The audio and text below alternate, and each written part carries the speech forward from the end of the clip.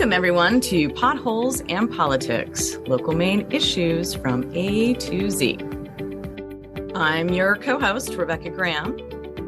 And I'm Rebecca Lambert, your other co-host. Rebecca, today we are here with some of our favorite, or my personal favorite people that we are introducing our colleague to, who is also on this call. Amanda, you want to introduce yourself? Hi, folks. I'm Amanda Campbell, your third co-host.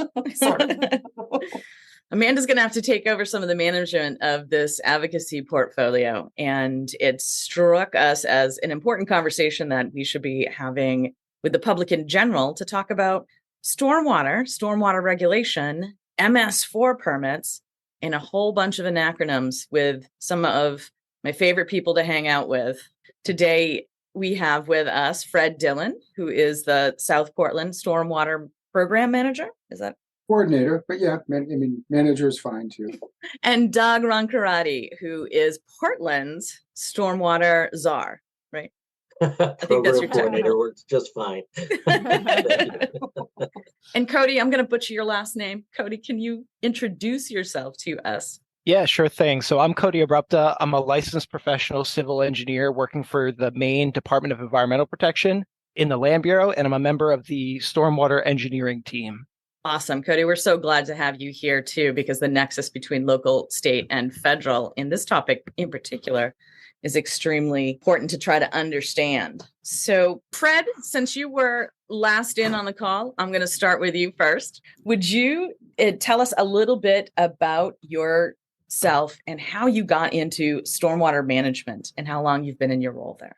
So I'm a high school dropout. I only finished 11 years of school. Not that I didn't like it, but just circumstances were such that I just didn't have the wherewithal. But I went back to school, and on a lark, actually, I had a couple of really close friends that were going to go to SMVTI, now SMCC, to study wastewater treatment technology. And they said, "Hey, you want to go to sewer school with me?" And I said, "I just want to make everybody happy." Well, why not? What else am I going to do? I was 19 at the time or something like that. And so I went through this 1-year technical program and then started working in the field, and actually not with any forethought about being, an environmental crusader, but actually that developed after the fact. So I worked for like 15 years in municipal wastewater for the town of Falmouth, and eventually was the superintendent of that facility and ran that and sludge spreading program. And PFAS is a whole other ball of wax that I know we're not going to discuss now.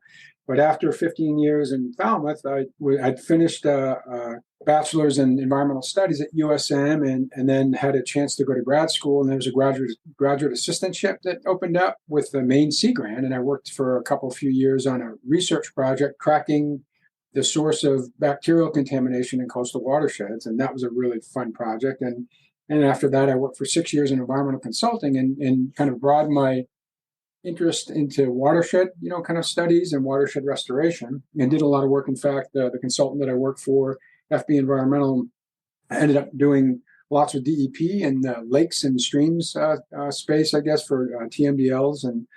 And then after 6 years at FB Environmental, I came to South Portland as their first stormwater program coordinator and have been here ever since. And it's been about 14 years now. So yeah, that without going too much further, that's kind of a quick thumbnail of who I am or how I got here. So, well, that's pretty awesome. We have another, I don't know sewer grown advocate on this call. Lambo, how should I refer to your experience?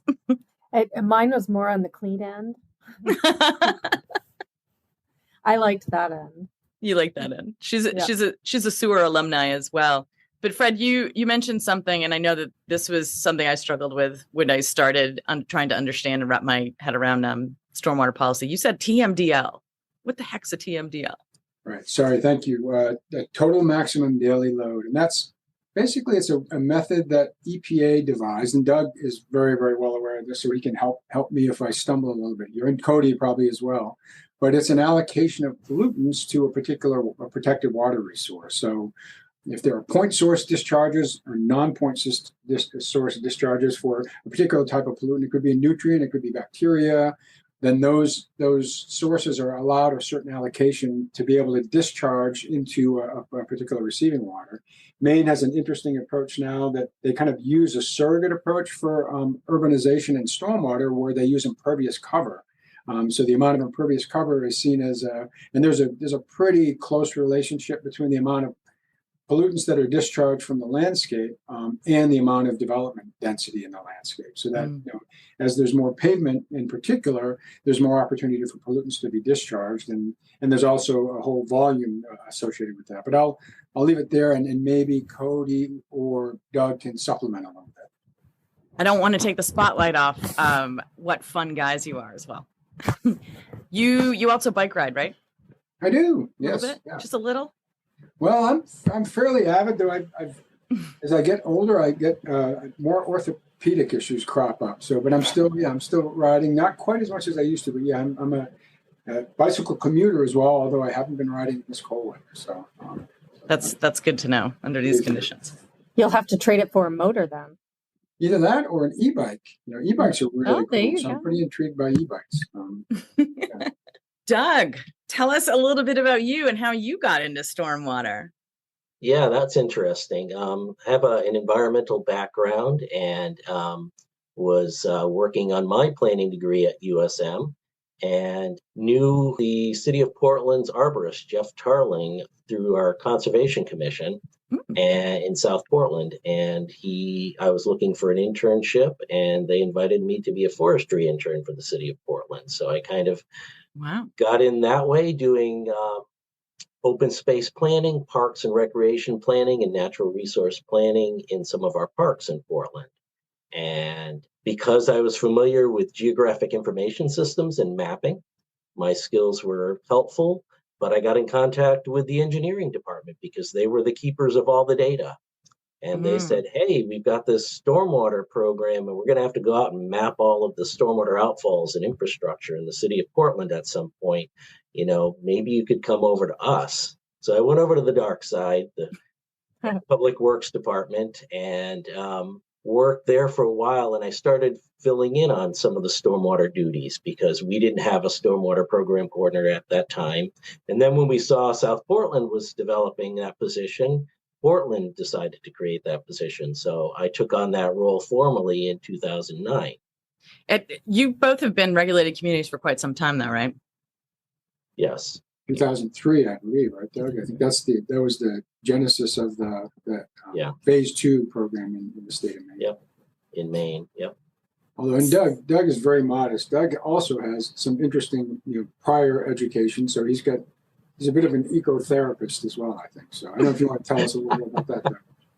Yeah, I spent too much time studying lots of different things because I like to learn and like to try different things. It took me a while to figure out what I wanted to do when I grew up, but I think they all blended together to be pretty cool to create a position that allows me to work with a lot of different people in a lot of different ways and help to protect our precious water resources.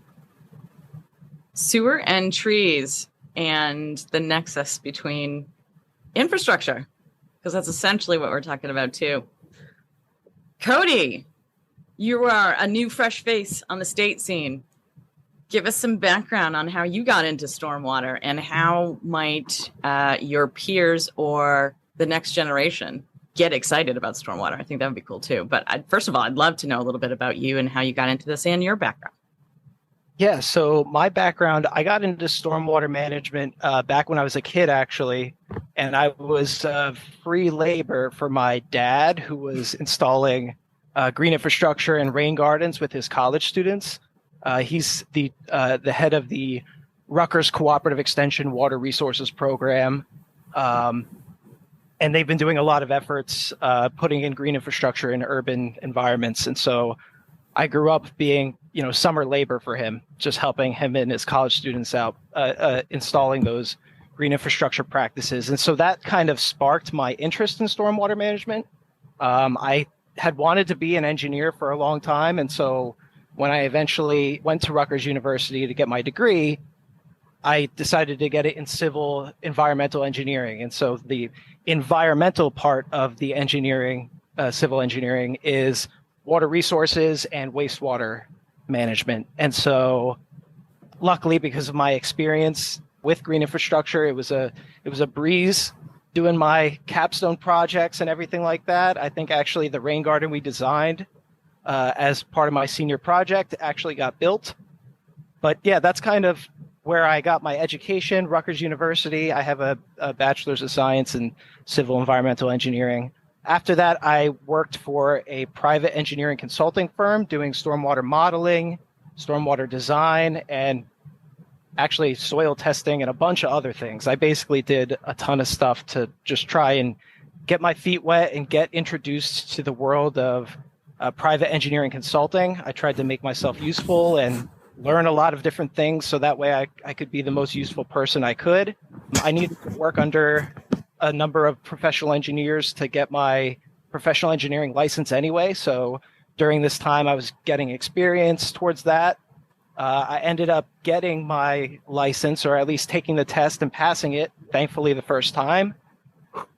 That was a whole process. But anyway, right around that time, I actually ended up moving up to Maine. So I moved from New Jersey, where basically every municipality is a MS4 community, and every stream in the state is a urban impaired stream, basically, up to Maine, where there are far fewer MS4 communities and far more healthy streams, thankfully. And so I've been at the Department of Environmental Protection for almost 2 years now. Actually, starting next week, will be my 2-year mark. Wow, congratulations. That's also a great entry into what is an MS4 community. And not that I don't think Jersey's great or anything, but how can we avoid more MS4 communities, I guess? What does it mean? What is stormwater? I'll start with, and actually, Cody there's a term that he used that reminded me that I didn't completely fill in my biography, or the connection Doug and I have to each other as well. So capstone, and this is a little roundabout way of answering your question, Rebecca. But Doug and I were both students at the Muskie School, so we both got master's degrees in community planning and development. And we were all but capstone. So we had capstone projects as part of that, our graduation requirements to officially get our degrees. And the project that we worked together with 2 other people on was a survey that we put together of MS4, Municipal Separate Storm Sewer System. So that MS4 acronym is something that was designated by EPA to establish these, kind of impose these regulations on communities. There are phase 1 communities that are really large cities, and then there are phase 2 communities, all of which in all of Maine's 30 MS4 communities are phase 2. So we put together this survey to interview the various stormwater program managers throughout northern New England, and asking them what they were doing to comply with this MS4 phase 2 requirement. And so basically, they were doing mostly minimally what they had to do to comply, unless there was an additional regulatory impetus or push for them to go above and beyond. And not many of them really did, because it costs a lot of money to do this stuff. And I'll leave it there, and I bet Cody and Doug have a lot to add to that. Is there a specific trigger that designates a community one that needs to manage stormwater for the Clean Water Act, which was born here in Maine as well, and probably another important reason why stormwater should be more important in Maine? What is the trigger for a community to become a regulated community? Basically, it's population based and population density based. So essentially, any community that is part of a growing urbanized area, such as the greater Portland area, as their population gets to a certain size and is taken as a whole with that larger population, those communities in that urbanizing area can be designated as MS4 communities. And they have to have a separate storm sewer system. And just so that everybody knows, most communities, or at least older communities, have 3 types of sewers. They have sanitary sewers, which just carry waste and industrial processes. There are combined sewers, which contain stormwater runoff from the built landscape and their waste. And then there's separate storm drains, or MS4s, which are just stormwater runoff, so no sewage.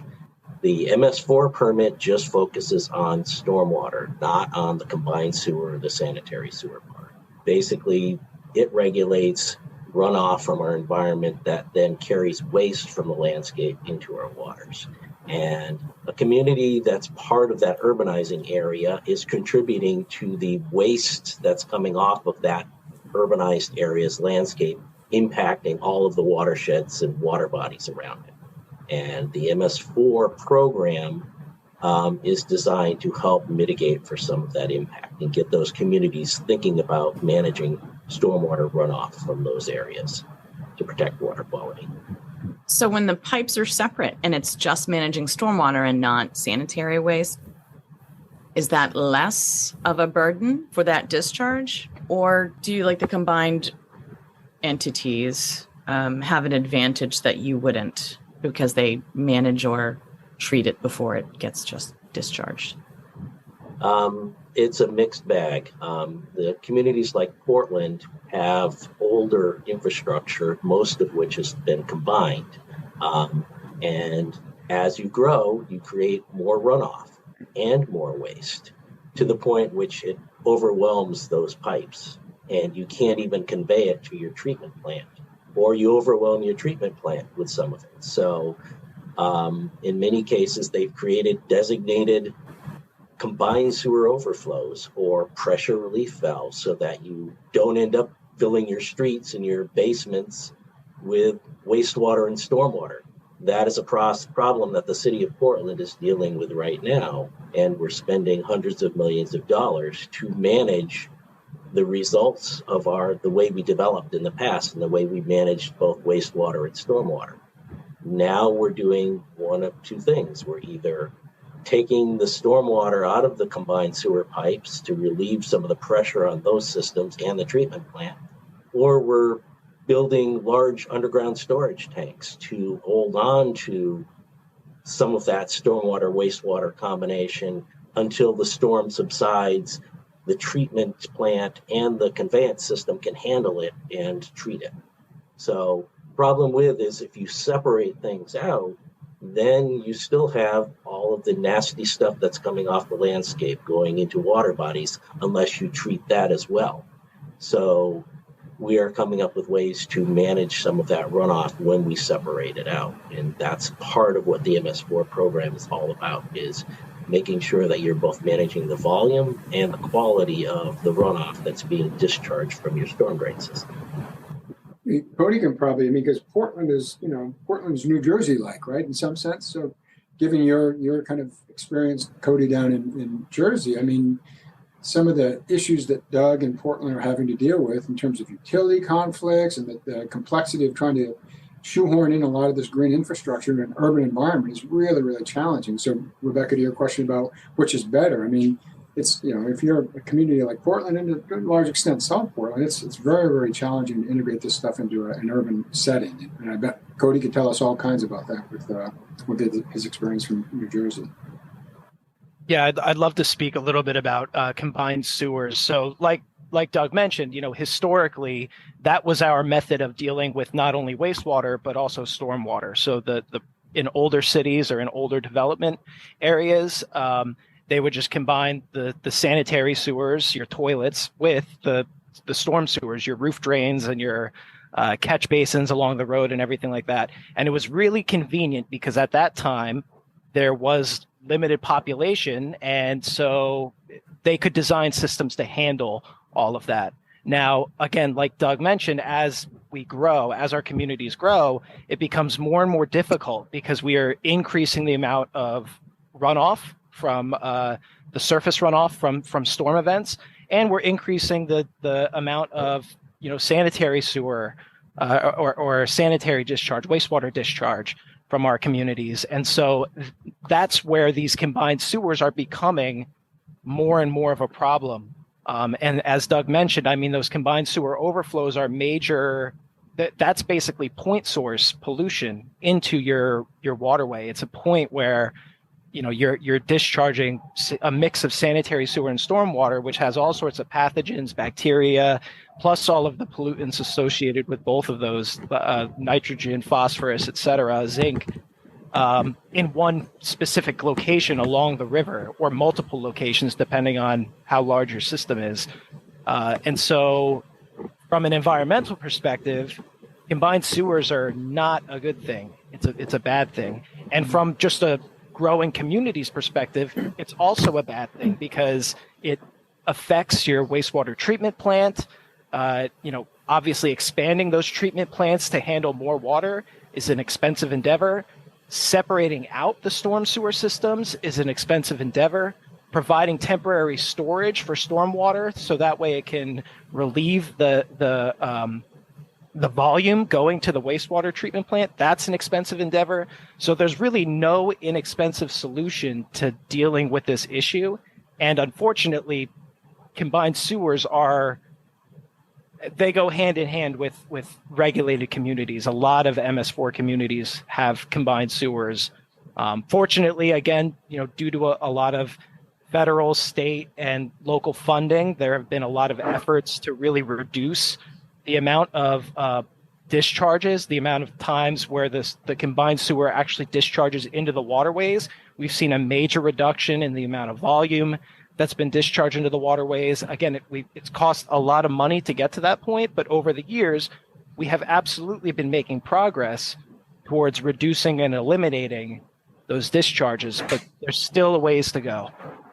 And we're having increasingly heavier storms and heavier stormwater loads as well, which must be concerning for you all as well on how to manage that. I remember a discussion around just one microbrewery dumping a bad batch of beer down a sewer and the impact that had on, I think it was Portland's treatment program, the pH of this flood of bad beer coming in. So I can imagine a flood of street beer, I guess you could say, poisonous, yucky stuff from the street would also be overwhelming under the current storm conditions. So in these communities that have combined stormwater and wastewater, is their only option to rectify that to build a completely new infrastructure?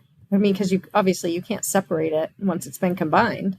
Well, you kind of can actually. So, and yes, right? So to your question, Rebecca Lambert, and Portland and South Portland are interesting, kind of comparisons, contrasts. I think in terms of, Cody mentioned how expensive it is, and and Portland had more of a regulatory push than South Portland does. So Portland is one of the few. And actually, if you think about it proportionally, there are a fair amount of communities in the state of Maine that have stormwater utilities. So it's a stormwater fee, euphemistically and derisively referred to as a rain tax, right? And some of that is helping to do some of the separation work. I think in Portland, Doug can speak to this much more knowledgeably than I can. Whereas South Portland hasn't had that, doesn't have the same pressure on it to do the separation work. And historically, we've got we're a smaller ship of state. We don't have as much. Our infrastructure is a little less complicated than what South Portland has done. And over the years, we've done a lot of separation work. We just have less infrastructure. So Portland has got a lot of work to do. And I paid the stormwater utility. I live in the city of Portland, but it costs a lot of money. And yes, we are putting in new infrastructure to separate. We're installing new storm drains, the storage conduits that Doug just talked about, and all of it costs a lot of money. And you can edit this out. It costs a shit ton of money, so you can.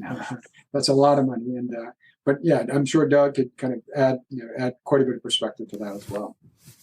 Yeah, I certainly can. I mean, we do have a very high sewer rate, and part of the reason why the city developed a stormwater utility was to help manage the sewer rates as well, because we have a lot of combined sewer systems, and stormwater is part of the reason why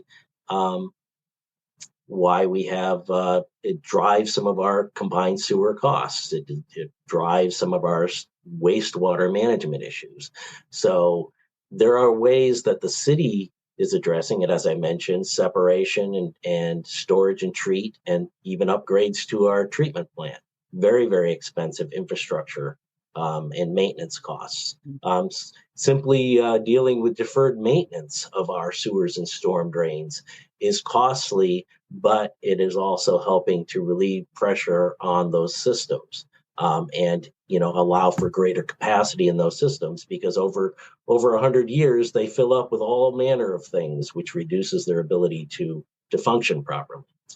On the other hand, the high sewer rates and high stormwater rates incentivize industry and businesses to manage their stormwater or their stormwater and wastewater inputs. Because if you're an industry that relies on a lot of water and therefore produces a lot of waste, you can come up with better processes for reducing the amount of water you use and reducing the amount of waste you discharge, thereby reducing your sewer and your stormwater fees. They could also reduce the amount of impervious area on their site or change the nature of it. So going from parking lot to building, because parking lots generate a lot more pollution than a building rooftop does. So there's a variety of different ways that both on the public side and on the private side, we can help manage our costs. And sometimes there's that regulatory aspect of it in between, providing the incentives and the disincentives to help that happen on the private side, to take the burden off the public side. Paying to get out of, or paying from degradation, which I think most of that fund Portland probably has contributed to. I was just going to say a lot of the challenges that we had are challenges from 100 years ago or the last 50 years. So we're in Portland, unlike communities that aren't very developed, we have to deal with the sins of the past and manage all of the impervious areas and the developed spaces and the sewer systems and storm drain systems of the past so that they can deal with today's modern issues. Whereas when you're starting fresh and you're building a site from a new area, then you can use modern techniques which will help prevent you from being in the same situation that Portland and South Portland are in. And that helps reduce your long-term costs. Yeah, that's a key point. Cody, go ahead and jump in. Yeah, I just wanted to, I guess, give Maine a lot of props, the state, because, there are actually multiple stormwater utilities in the state of Maine. Currently, the state of New Jersey has zero stormwater utilities. And so that's a big fight that they're having right now, because there's a lot of pressure against stormwater utilities, despite them being probably one of the better funding mechanisms for fixing some of these combined sewer issues.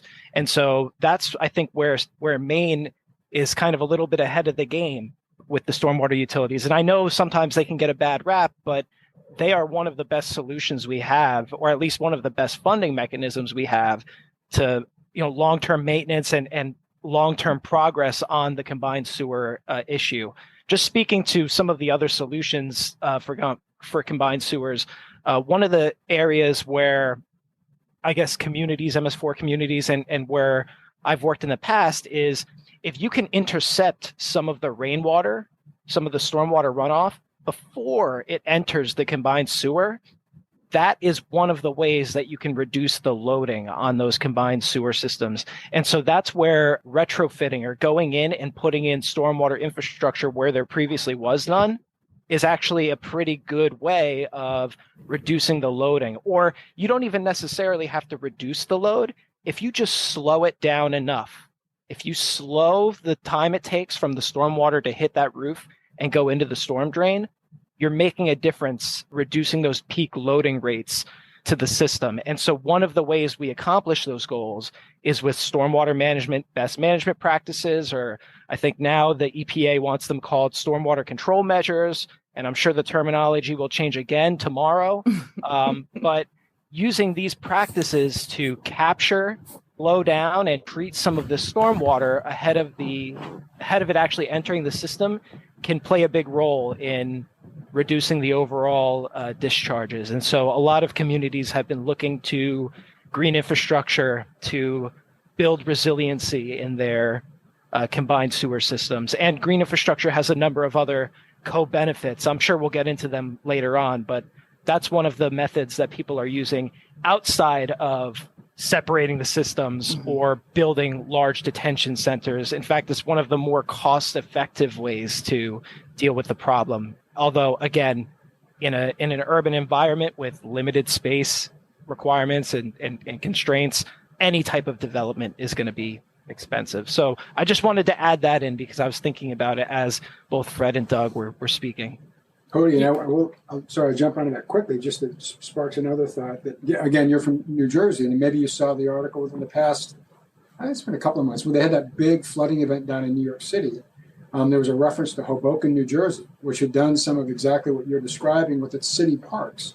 And while it didn't stop the flooding, it definitely knocked it down quite a bit, so that the kinds of impacts that Hoboken experienced relative to, or in comparison to New York City, it was a big comparison, right? So that Hoboken, kind of got out of it a lot easier than New York City did. And Rebecca Graham had mentioned, the changing nature of the storm, intensity, amount. So all of that is going to become really important, as we move ahead, and we see that these types of storms become worse and more impactful. So those sorts of solutions are going to be really important.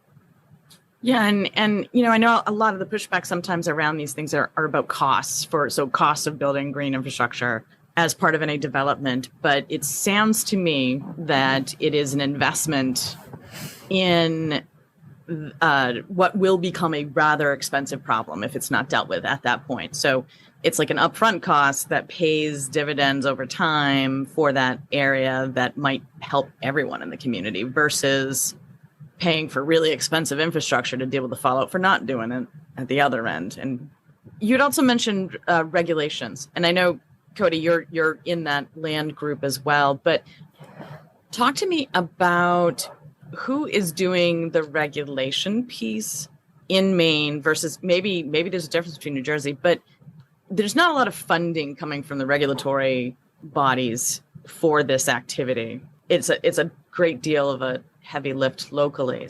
I'll start quickly and just say that Maine is what's called a delegated state, so that these Clean Water Act regulations are administered through EPA, and EPA has designated DEP to have the authority to do the regulation here in the state of Maine.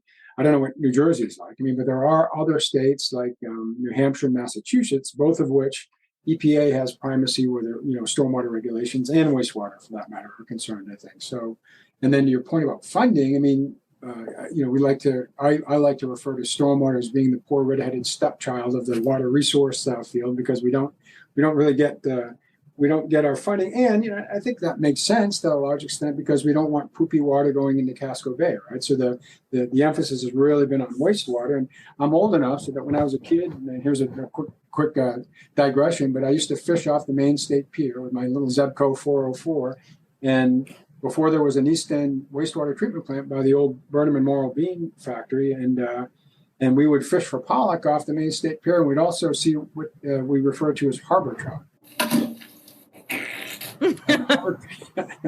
Harbor trout were human feces, no joke. And so we don't see that. Hopefully, I don't think we don't see that in Casco Bay anymore, thanks to what the Clean Water Act has done with wastewater treatment plants. And remember that was done through a construction grants program, sort of hundreds of millions of dollars given out, starting in the early 70s, that enabled the construction of all these facilities. And we don't see anything close to resembling that kind of level of commitment for stormwater infrastructure, which is proving to be really insidious, and the kinds of pollutants that are coming from stormwater are, you could say, are equally problematic when you kind of look at them in a grand scheme. So I'll stop there, and I bet Doug and Cody have lots of thoughts there too. Yeah, so I agree with what Fred was saying. I think wastewater treatment plants got a lot of really good funding to really make a big difference through the Clean Water Act. And I don't think stormwater has ever gotten to that point. I don't think there's ever been that huge push to fund stormwater. And I think maybe partially it's because there are plenty of communities, specifically out west, where stormwater is kind of the least of their worries. They're actually worried about just not having enough water, period. And so it's different across the entire United States. But I definitely think there needs to be something for that. As far as funding goes, I'm not an expert in this area. The Water Bureau folks kind of handle a lot of the funding aspects, but I know that the Clean Water Act state revolving fund is going to be available for some stormwater projects in the future. There's some work being done there to put some grants together.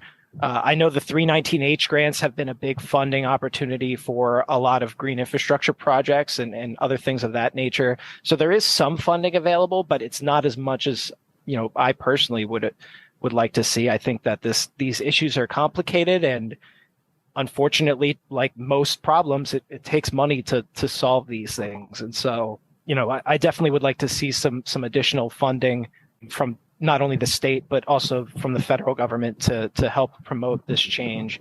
Fortunately, like I mentioned earlier, the state of Maine does have a number of stormwater utilities. They at least have a little bit of a funding mechanism in place, whereas some other states are less fortunate and don't have that.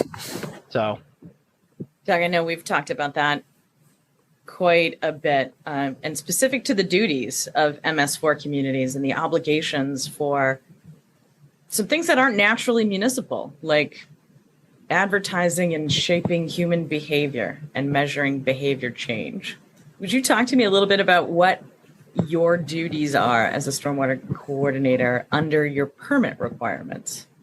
Okay, well, under the MS4 permit, there are 6 minimum control measures. And I'm sure that Fred and Cody could probably just list them off the top of their head. But basically, it involves education and outreach to a variety of different parties, the general public, to businesses, to contractors, to our municipal officials, and so on. Public involvement and participation, trying to get the community involved in deciding how to protect water resources and how to improve water resources, as well as deal with the regulatory aspects of managing stormwater and wastewater. Illicit discharge detection and elimination, which is basically if we have problems with our storm drain, we have pollution coming out of our storm drains, we have to track that down, figure out what the source is, and then deal with those sources. But by its very nature, it's coming off a very broad area, so it may not be easy to figure out what those things are. So let's say salt, for example. Everybody's throwing down road salt during the winter. So how do you deal with that? It's not like you could just go to one home or one business and deal with that. You have to deal with it through a variety of different outreach and education practices, which makes it very challenging. There's construction site runoff, which is managed in several different ways, regulatory and through being watchdogs, going to construction sites, making sure they're following the state and local regulations to make sure that lots of sediment isn't coming off their site, that they're managing their petroleum products on site and any other construction debris and materials. So that can be a challenge. And then dealing with it from a stormwater management standpoint. So when this project is built, how is that stormwater going to be managed from that site? Will they have stormwater management devices? And then making sure that those are being maintained properly so that they're providing the benefits that they were permitted to do. And then the last one is pollution prevention and good housekeeping for our municipal operations. So our public works facilities, our parks, our open spaces where we have active things going on there. When our forestry guys are going out and doing the clearing trees, making sure they're following best practices so that they're not generating pollution through their daily activities. So all of these different things have been built into the permit. So Fred and I have our hands in just about every aspect of what the community is doing in terms of trying to prevent stormwater pollution and make ground and protect our water resources. And since we have very old communities that have a lot of challenges and a lot is going on at any given time, it is quite a bit of work to try to maintain all those things and work with all the various departments to get that done and community members and businesses to do all that. Fred, did you have more you'd like to say? Yeah, and I'll just mention briefly, just pick out a piece of what you said of those 6 minimum control measures that Doug just greatly summarized. One of the key ones, I think, and this applies to any kind of environmental concern, I guess, or just social behavior, is behavior change, right? So ultimately, we're trying to modify or convince people that they can do things a little bit differently, so it's less impactful on water quality. And that's a pretty tall order when you think about we just talked about the funding, lack of funding for a lot of these programs, and And the way that we have to get that information out there is very limited because we don't have the kind of funding. We're competing against, Madison Avenue and all the messages that we're getting from, kind of regular advertising that tells us we need to buy all this stuff and spread all these lawn chemicals and do all these things that are kind of contrary to what we're trying to achieve in reducing the amount of pollutants that are discharged to waterways. And we have to report metrics as part of our reporting requirements for the MS4 permit. And the kinds of metrics that we report are important, but I mean, you think about, like hits on a website or, on a Facebook page. And then when you actually dig down and find out what a hit is, maybe somebody occupies that web page for 3 seconds, right? And then that's the amount of attention that they give to looking at Think Blue Maine. Don't put these lawn chemicals on your landscape. And so the extent to which we are actually moving the needle on behavior change, it's a constant battle, and it's really, we're fighting against all these other conflicting messages that convince people that maybe more lawn chemicals are a good thing. If you want a green lawn that looks just like Fenway Park, so those are the sorts of things that we're kind of up against, that we're trying to and I think we make progress in some respects, but I think that's one of the challenges that we have in administering these programs.